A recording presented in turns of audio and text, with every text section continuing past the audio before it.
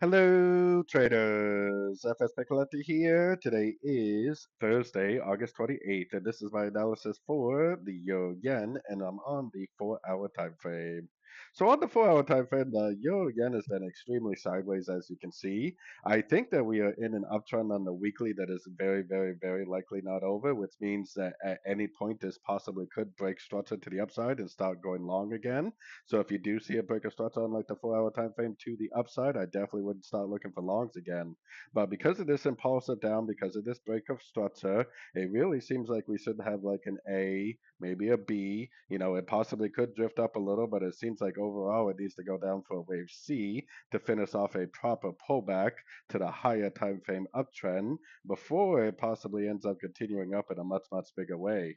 So unless we get a very significant break of structure to the upside, which these are my current structures, then I definitely would still be looking for shorts on shorter time frames. So, going down to the 1 hour time frame, I'd be looking for three-way pullbacks. I'd be looking for pullbacks, especially three-way pullbacks, and especially Fibonacci retracement bounces for more entries to go short for hopefully the continuation of what is likely a wave C on the 4-hour time frame.